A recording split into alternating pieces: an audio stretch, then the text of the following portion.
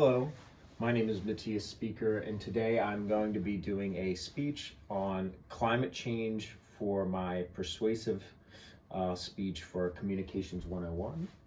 I want to start off by defining what climate change is. Climate change is the long-term changes of the weather patterns and temperatures of the globe on average. These changes can occur naturally through such things as like the solar cycle. However, climate change is the argument, especially that there are a lot of man-made driving factors that are contributing to this, and that these changes are going at a rate that we've never seen before. They are very, very rapid changes. The globe and the earth are heating up at pace that has not been seen based off of any of the ice core data that we've had in the past. There are many, like I said, different types of causes of climate change. The first, obviously, most people think of is greenhouse gas emissions. That can be through burning fossil fuels such as coal, oil, natural gas, driving cars. However, some things that people don't often think about is, there's obviously the livestock industry. They can cause a lot of burping of methane gas, which is a very potent greenhouse gas that can accelerate climate change.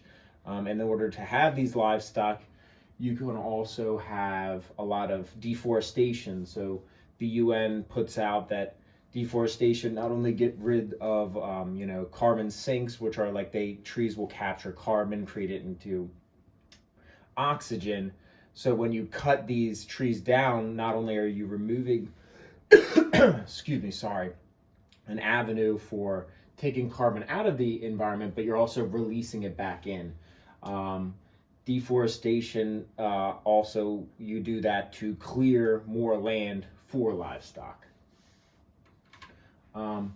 There's a lot of impacts to climate change too. A lot of people think, oh, the Earth's just getting warmer, what's the big deal?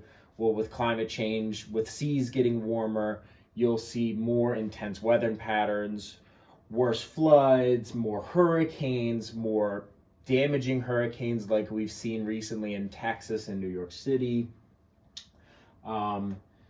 These can also have effects on the ecosystems as well. With the temperatures rising, we're seeing coral reefs go away. These are reducing the fish population, increasing biodiversity loss, and biodiversity is very important because the less biodiversity there is, the more fragile food chains, the ecosystem becomes. You also have to think too, with these heat levels rising, you could have more heat waves. We have wet bulb events where the heat and the humidity becomes so intense that humans can't survive outside for like even hours and will die very, very quickly. You also have to think with these weather changes, there's going to be more food shortages. Our food security is at risk. Crops will be destroyed because of droughts, floods, and then again, there's extreme weather events as well. You're also going to see less access to fresh water because of pollution. You could see acid rain and stuff like that as well. And then you also got to think of the human impact. So there are a lot of populations that are more directly impacted. You have communities of color. They usually live in more risk-prone areas. They are exposed to more pollutants. They often are not in the best areas for flooding as well. And then children are at a very high risk, as well as older adults, for heat stroke, other types of adverse events. So there's a lot of other factors and things to consider as well when you're making changes. Then this gets me to how you can make a difference. So for my charity, I chose the Alliance for the Chesapeake Bay. It's a local charitable organization here in Baltimore where I live. It works with communities, works with businesses, it works with local governments and conservationists, and they try to improve the land and waters around the Chesapeake Bay watershed. So some of the things they do that you can volunteer for, and I've included a link. You can help plant trees. As you can see here, they planted over 3,500 trees to reforest 19 acres just this fall.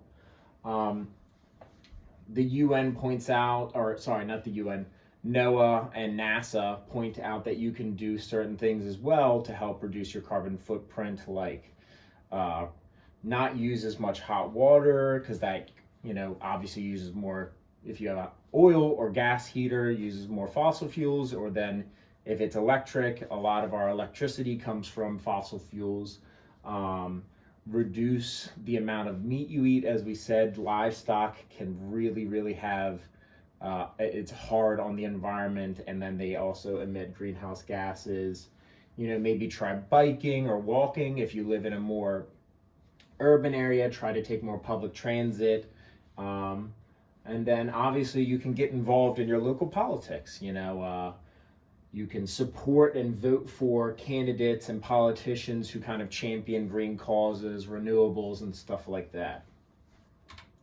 And then to conclude, I just think it's important to recognize and remember that climate change is really an existential threat. It could lead, I'm not going to say that it's going to wipe out humanity, but it could and will kill a lot of people.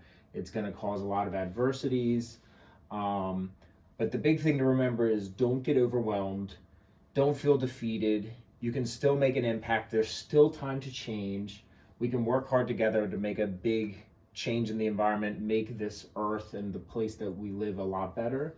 And that your actions do and can make a difference. So let's work together to make this place better. Thank you.